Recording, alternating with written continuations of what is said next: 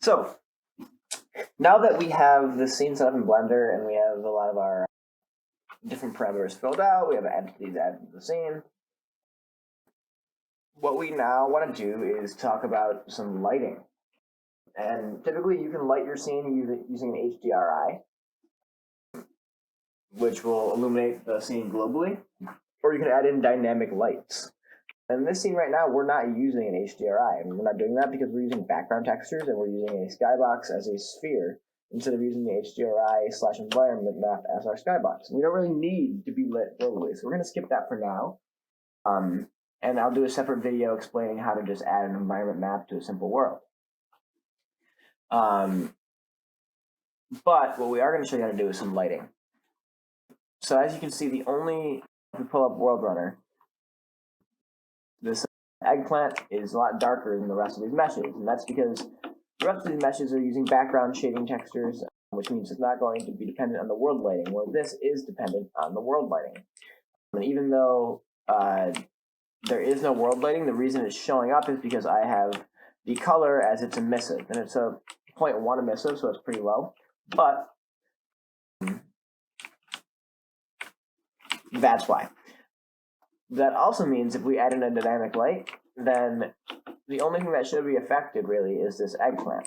The rest of these materials should stay looking relatively the same, minus the eggplant and this base table mesh. So within Blender, we can go ahead and find our light. We do have a light in here somewhere. We actually have two. And one's there, and the other one is next to it. So we only want one right now. We'll delete the second one, a little light.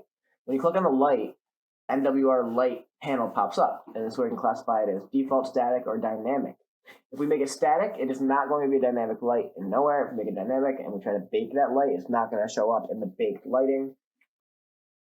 But what we want to do here is leave it on default, because we want it to show up if we decide to bake lights.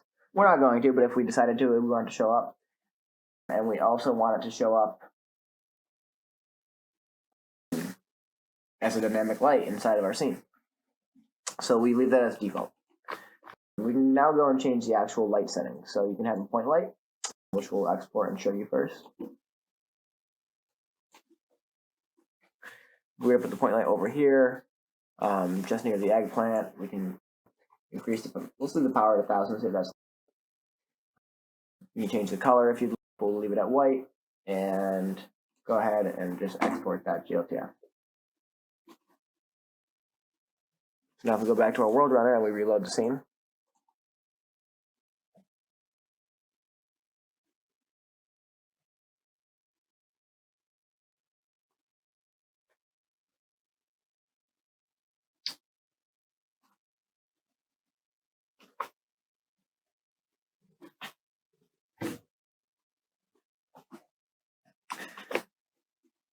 come over here, and we should see that the eggplant has a lot more light to it if we just go take a look.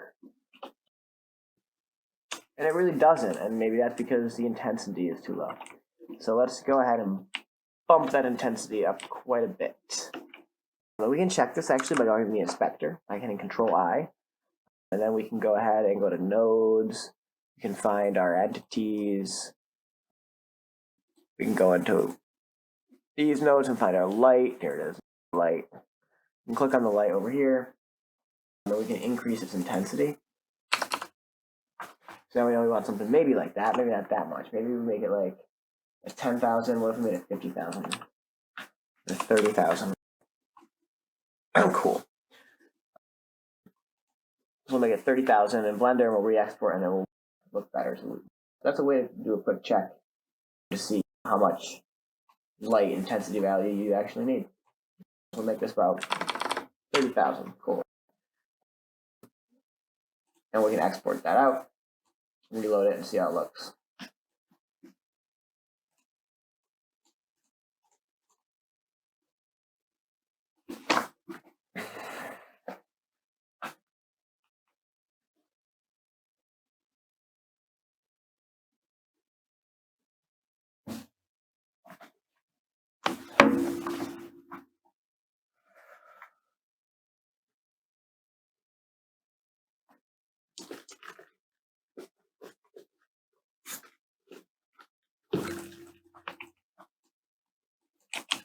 Come over here and look. You'll see there's a lot more light, and it's really only affecting the eggplant. And we can even further prove this case out if we wanted to, just by searching for light.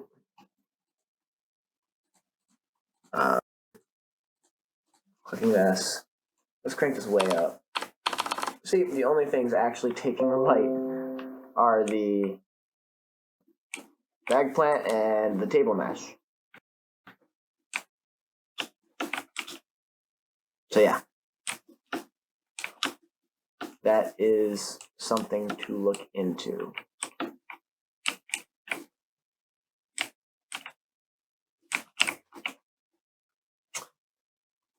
Cool. We'll bring this back. We don't need that to be that high of a value, and we're going to go check out the other light types that work within nowhere. So we just go back to our light, and we change our light to a sun. This strength is going to be too much, so let's make a sun strength of maybe 2. And we'll go ahead and we'll export this again. And we can reload the scene.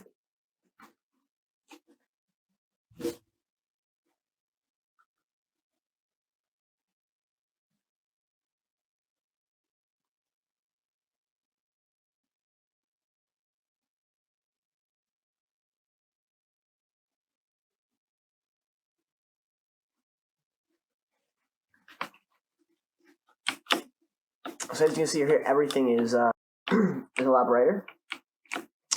And we can go into our inspector again, and we can find our lights, which is now going to be a directional light. Our sun, and we can crank the intensity up. Let's see what we need it to be. But you can see here that the direction of the light is directly reflecting the direction the light's pointing over here. So we have the light casting in that direction. You can see the light coming down in that direction, hitting everything over here, and bring us down to maybe like back to a 1 or a 2. You can see the lighting really starting to come in. And it's only catching those surfaces, and it's going in this direction. Yeah, so now we have suns that work. You can also change like the colors and such if you wanted to of the light. We can do that in Blender too, and it will come out in here. As you can see, like the light changing color up there. But yeah, so sun type lights work as well. We can go back to the light type and do a spotlight. Just make the spotlight aim maybe directly at the eggplant. We'll make this maybe 10,000. Try 30,000. Export that again. Let's see what happens inside of our nowhere scene.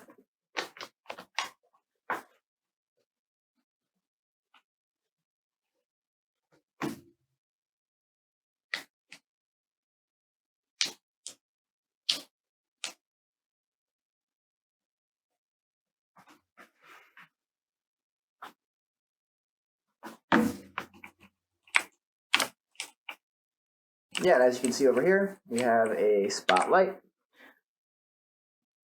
inside of our nowhere scene.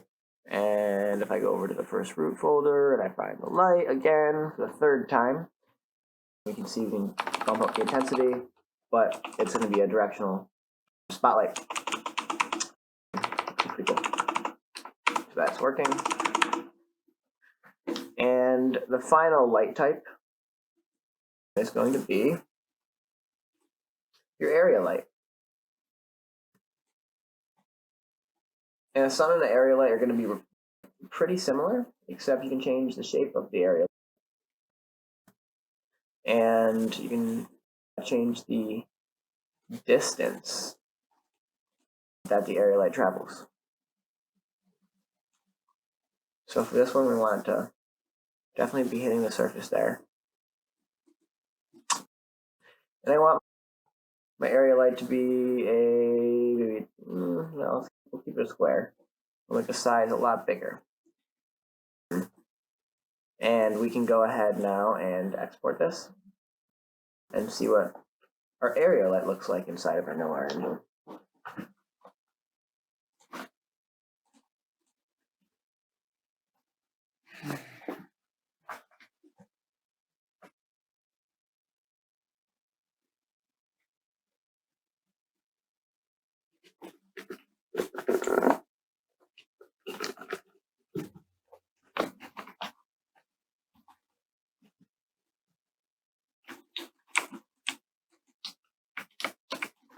Let's inspect. Go in here. We'll find our light. Again. And this time we actually don't have a light being exported, and you wonder why. It turns out that Nowhere does not support area lights. But if I go back and select this light over here, we still see it's a default classification. The only difference now is that this is an area light or area light. And that's not going to be exported into our Nowhere engine. So we support point, sun, and spot lights, just not area lights, specifically not area lights. You can keep playing around with the light settings until it fits what you'd like. But I'm going to go back over here to a sun. Maybe pull this over here, and pull this back this way so we can have some more angled light in here. Turn this maybe back to a 2. Re-export so we can get light back in our scene. And we can go test that back out again in World Runner.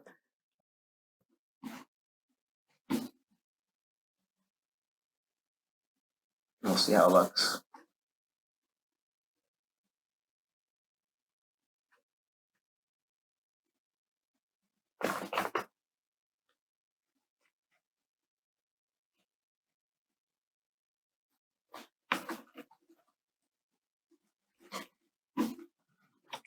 So we come back over here.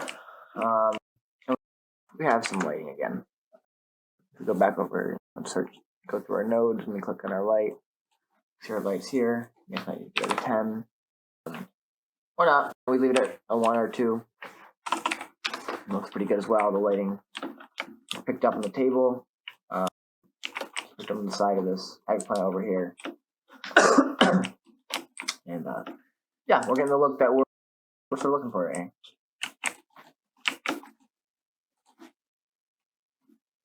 So in summary, you add lights as you would any other Blender project. You adjust their settings in the Blender light settings. Nowhere supports exporting point, sun, and spotlights, just not area lights. And you can have up to 4 dynamic lights in your scene at once. If you're using an environment map texture, one of those dynamic lights is taken up by the environment map. There's something to be mindful of. And yeah, that's lights in Nowhere.